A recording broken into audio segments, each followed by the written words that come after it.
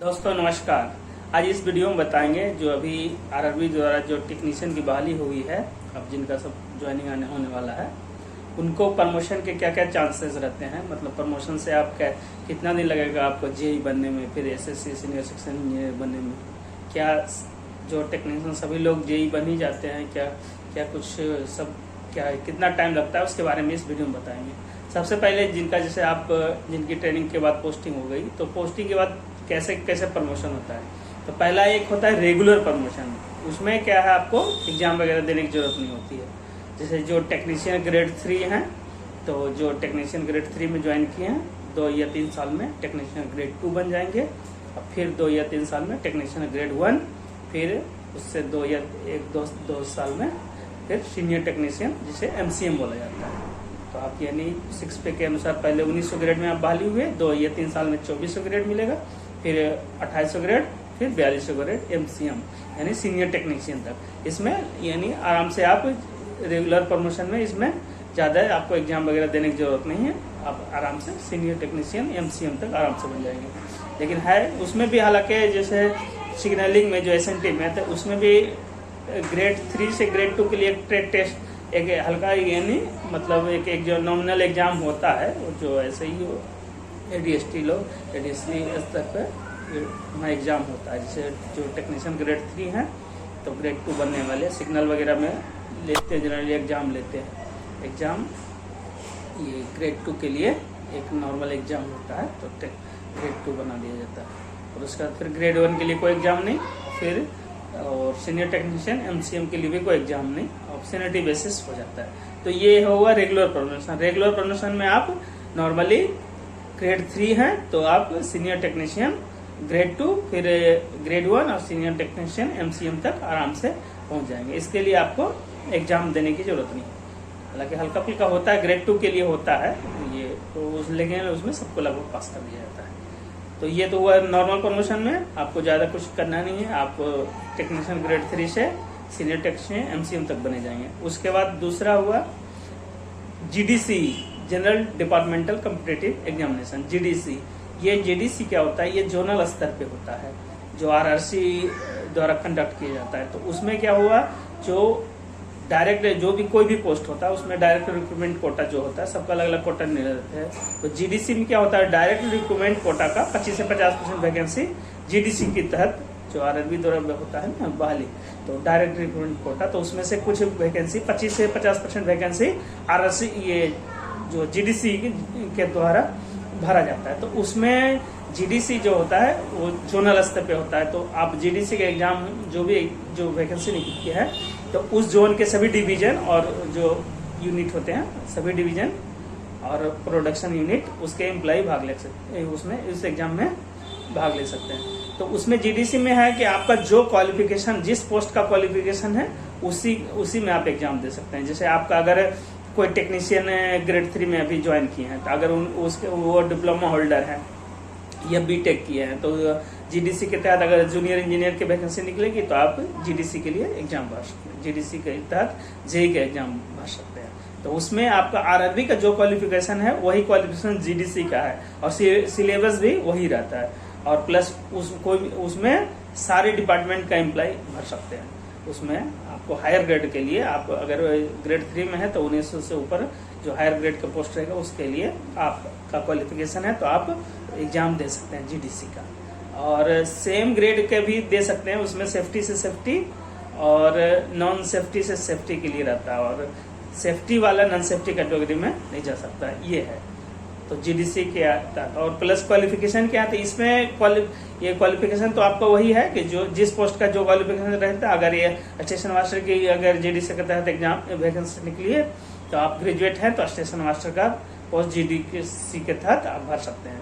और जो service condition क्या है, तो जीडीसी में सर्विस कंडीशन कुछ नहीं, इसमें सिर्फ है रेगुलर जो सर्विस, ये रेलवे एम्प्लॉई है, यानी वो भर सकते हैं। मतलब ये रेगुलर मतलब रेलवे सर्विस एम्प्लॉई है, वो आप जीडीसी के एग्जाम आप अपने जोनल स्तर पे एनसीआर से जीडीसी, जैसे आरआरसी इलाहाबाद से निकला, जीडीसी प्रयागराज से निकला है, तो एनसीआर का आगरा झांसी प्रयागराज डिवीजन के कोई भी डिपार्टमेंट का एम्प्लॉय जिसके वो क्वालिफिकेशन फुलफिल करते हैं, तो जीडीसी के एग्जाम भर सकते हैं और उसमें आप फिर दूसरे आप इस डिपार्टमेंट आप जैसे आप टेक्नीशियन में आप सिग्नल में हैं या तो फिर आप दूसरे डिपार्टमेंट में भी आप जीडीसी के एग्जाम तहत आप सीएनडब्ल्यू का एसएससी का वैकेंसी निकला है और आपके पास क्वालिफिकेशन है जीडीसी के तहत निकला है वैकेंसी, तो क्वालिफिकेशन है तो आप उसमें दूसरे डिपार्टमेंट में भी जीडीसी के तहत जा सकते हैं। तो ये हुआ general departmental competitive examination GDC.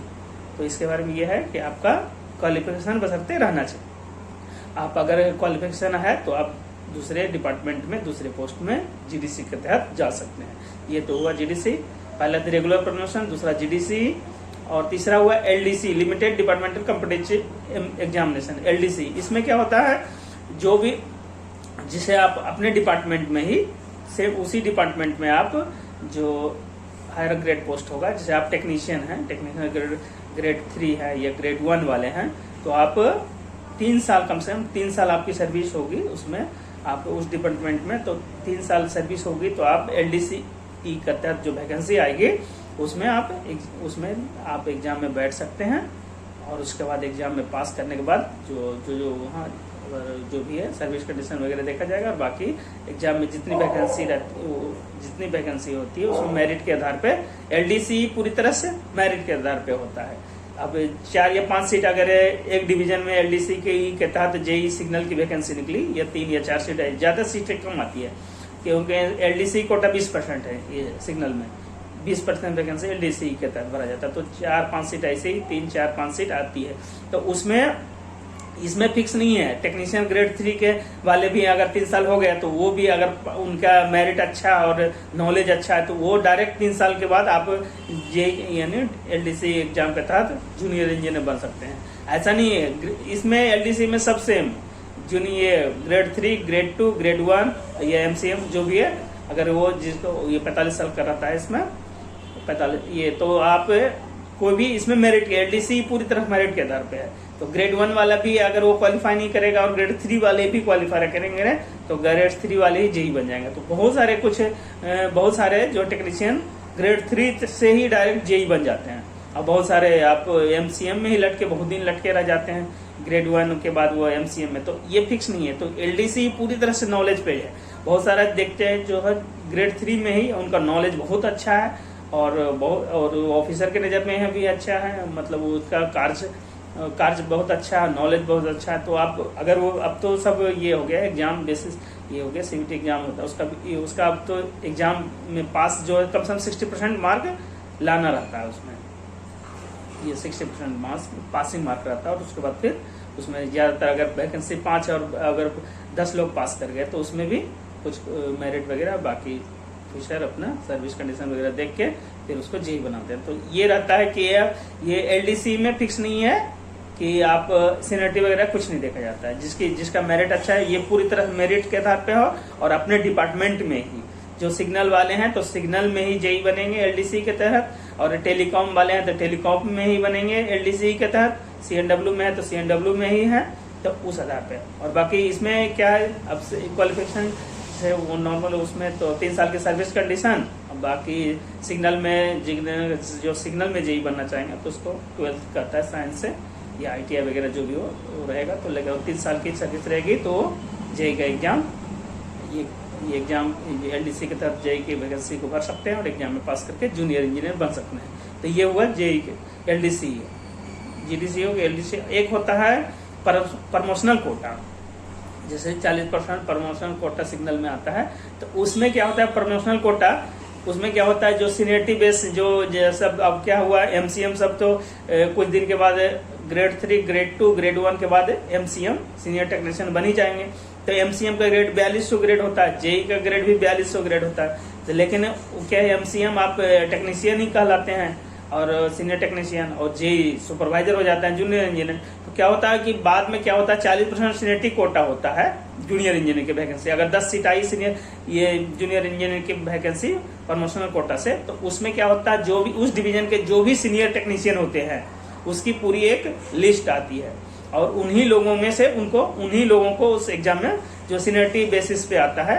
कभी कभी तो अगर उसमें वहां नहीं पूरा तो टेक्नीशियन ग्रेड 1 को भी कभी कभी अलाउ कर देते हैं, लेकिन जनरली सब एमसीएम जो रहते हैं 4200 ग्रेड जिनका हो जाता है उनका एक ये आता है, पूरी ये लिस्ट आती है, और वही लोग अगर 10 सीट प्रमोशनल कोटा से 10 सीट की वैकेंसी आई है तो उसमें पूरा उस डिवीजन में सारे टेक्नीशियन की, जो सीनियर टेक्नीशियन की, एमसीएम वाले की एक लिस्ट आती है, और उनको एग्जाम में उस सबको एग्जाम में उनको बैठाया जाता है एग्जाम में।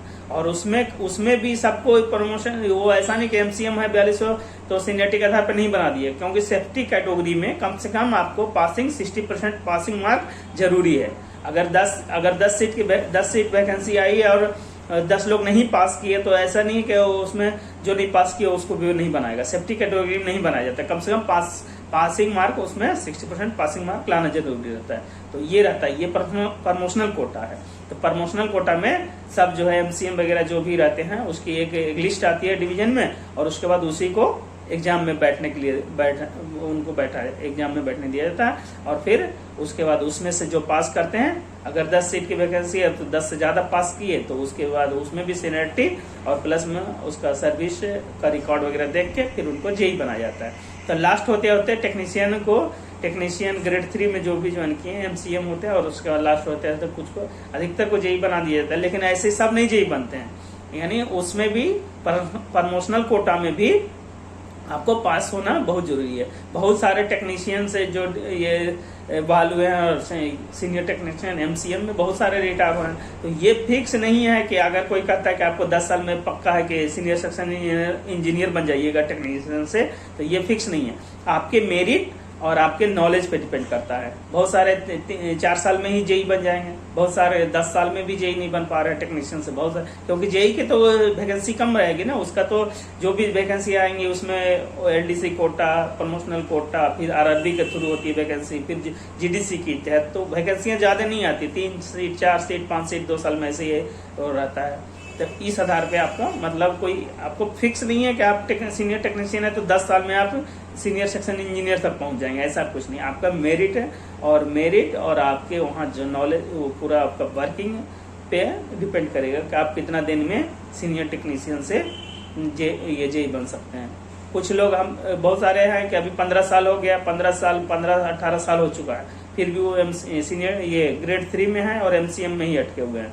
बहुत सारे 5 साल में ही जेई बन गए, कुछ लोग यानी बहुत सारे तो नहीं जेई बने, कुछ लोग जो है 4-5 साल में ही जूनियर इंजीनियर बन गए। तो वो मेरिट पे डिपेंड करेगा, प्लस उस पे कोटा पे भी डिपेंड करता है। जैसे जिनका शेड्यूल कास्ट में है तो उनका तो कुछ सीटें उसका वहाँ जैसे क्या होता है ना, जब आप ओबीसी जनरल और एससी तो आप जब डिपार्टमेंट के अंदर रहते जब जाएंगे, जब आरआरबी के थ्रू आप वैकेंसी आप बहाली हो गई तो फिर ओबीसी और जनरल को ये कुछ नहीं, आप सब उसमें खत्म कर दिया था, मतलब आप जनरल में ही काउंट होंगे। हाँ, और डिपार्टमेंटल एससी और एसटी के लिए अलग से वैकेंसी, अगर 5 सीट आई तो 1 सीट एससी और 1 सीट एसटी, मतलब वो तो अपना डिपार्टमेंट निर्धारित करता है किस, तो उस सब की ये रहती है।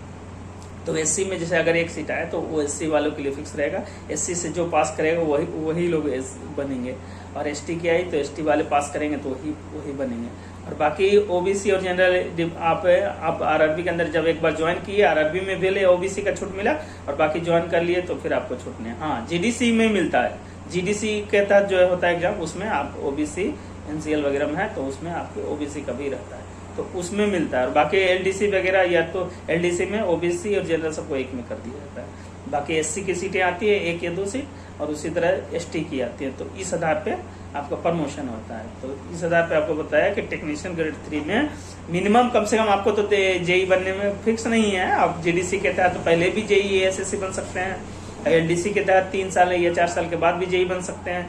फिर जेई बन गए तो जेई के बाद कम से कम आपको जैसे एलडीसी के तहत कम से कम 3 साल के बाद आप एग्जाम में बैठ सकते हैं, और उसमें भी वैकेंसी 3 साल हो गया तो वैकेंसी भी आनी चाहिए एलडीसी के तहत।